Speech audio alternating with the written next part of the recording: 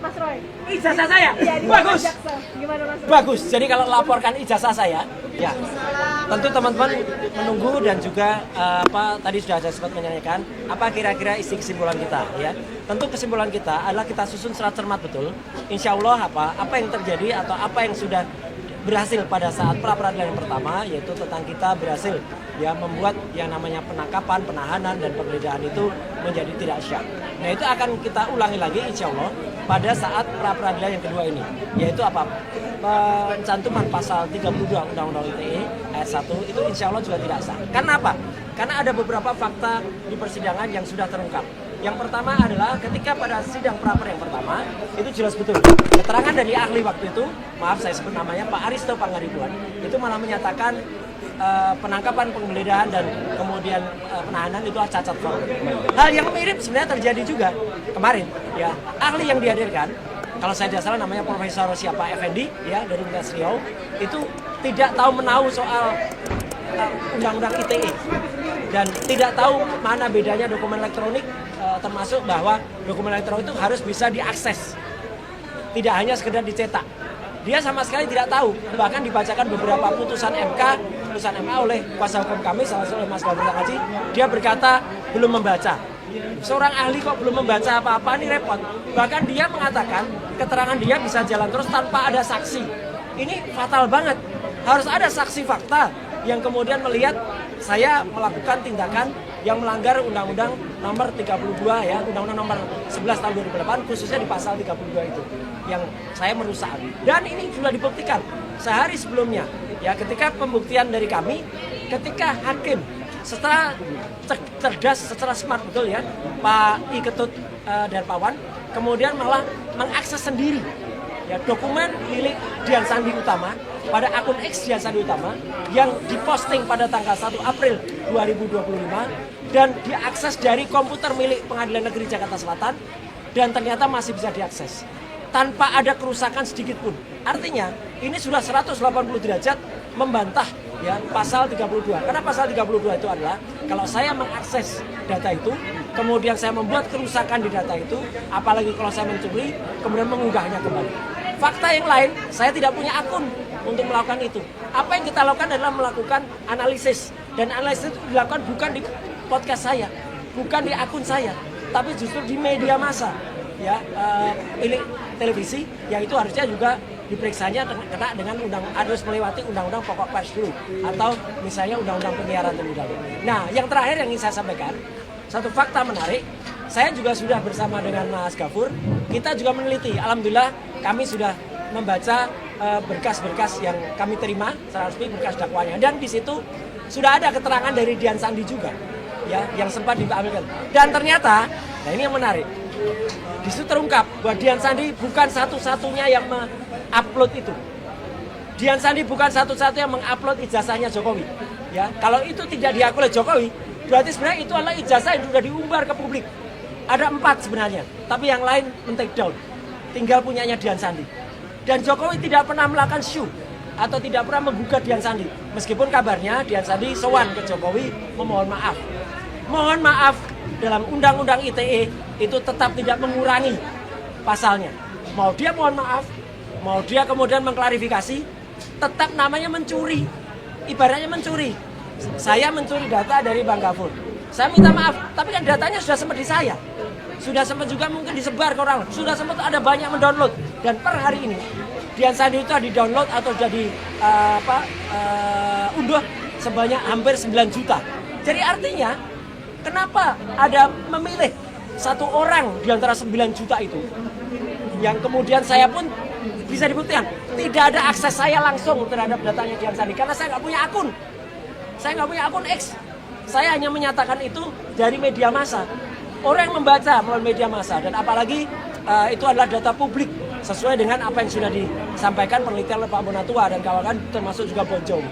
Jadi artinya dengan adanya fakta-fakta ini termasuk fakta-fakta persidangan ahli dan tidak ada saksi di pra-peradilan yang kedua, kami mohonkan kepada hakim tunggal itu untuk menggunakan benar-benar pikiran dan kebijakannya, karena hakim itu kalau sudah menyampaikan putusan itu adalah putusan yang harus diikuti oleh semua pihak dan moga-moga itu akan menjadi keputusan yang terbaik pada hari Senin tanggal 20 Juli tahun 2026 jam 1 siang. Dan sedikit saya tambahkan, kami juga sudah kemarin, kami sudah memasukkan pada hari Kamis permohonan pra-peradilan yang ketiga.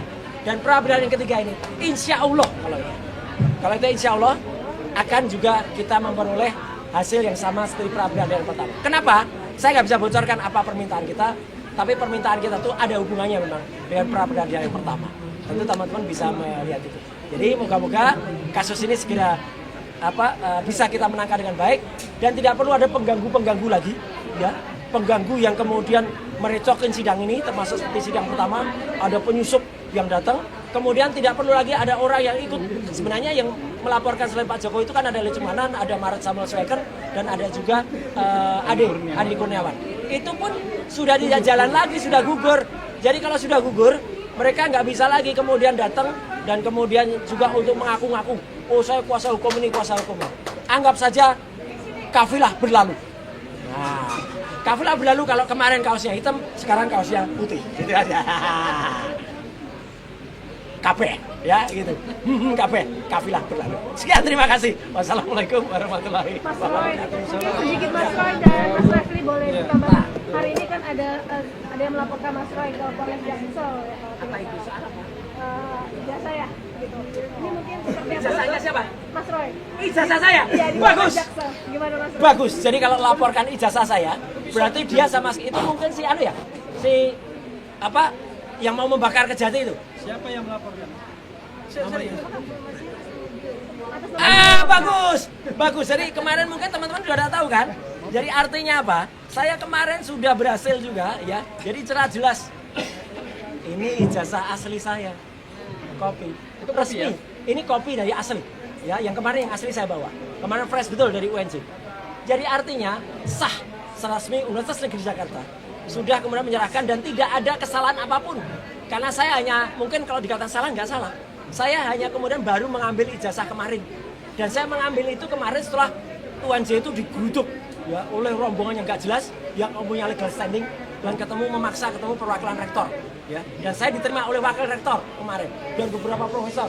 Dan itu nanti ada rekamannya semua, apa yang kita obrolkan kemarin. Jadi kita tunggu saja, ya, apa yang dilaporkan itu, dan maka konsekuensinya adalah mereka-mereka yang melaporkan, kalau tidak terbukti harus tanggung jawab. Dan sekali lagi ini saya tunjukkan, kemarin mungkin belum saya tunjukkan.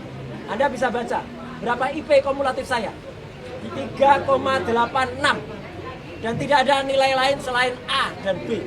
B saya hanya 2 dibandingkan dengan keseluruhannya A. Ya, saya IPK-nya bukan 2, tapi 3,86 dan itu predikatnya adalah sangat memuaskan.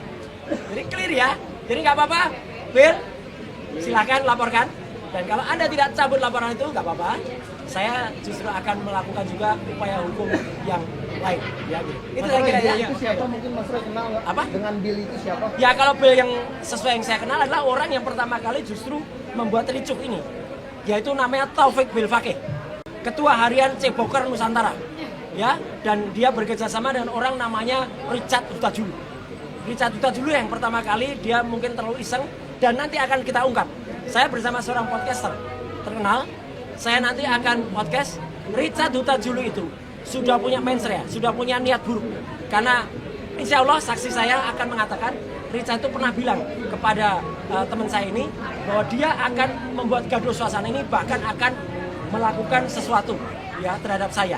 Nah, bahkan dia niatnya buruk banget. Nanti akan ada, saya nggak boleh mendahului ya. Itu aja ya. Mas Roy ada tambahan sedikit. Apa ya? Ya. Terkait dengan laporan terhadap Mas Roy dalam dugaan mungkin ijazah palsu. Ya. Karena kalau berhubungan dengan ijazah itu cuma satu dugaannya, Ya, tahu. yaitu adalah dugaan tindak pidana pemalsuan dokumen. Sementara dokumen yang dimiliki oleh Mas Roy ini adalah dokumen yang sah, didapatkan dengan proses akademik yang sah. Nah, saya sebenarnya mengharapkan kepada yang melaporkan, kalau bisa pikirkanlah langkah tersebut, karena tentu akan berdampak hukum. Ya, luar biasa. ini dia mau Ya. curang. Dia mau curang supaya dia laporkan, dia laporkan dulu. Tapi nggak apa-apa, itu gampang, Oke. gampang mematahkannya. Oke. Mungkin Pak Refli Atau ada kemudian yang kedua Mas Roy begini, Oke, ya. atas laporan tersebut tentu kami sebagai tim kuasa hukumnya Mas Roy kalau memang dipaksakan naik terus ya sudah akan kami hadapi. Oh, iya. Dan tentu untuk membela kepentingan hukumnya Mas Roy di bawah koordinator Bang RH, tentu kami akan juga mengambil langkah-langkah. Ya. Begitu ya Bang RH Kita ya. tunggu pasal di apa, dan pasal nggak boleh dilaporkan balik adalah kalau pasalnya adalah sama. Tapi kalau pasalnya berbeda atau apa, tentu kita akan bisa laporkan. Oke, Mas. Mantap. Ada tambahan? Cukup ya? Cukup ya? Cukup ya? Oke, terima kasih ya. Sama Bang Refli tadi sih.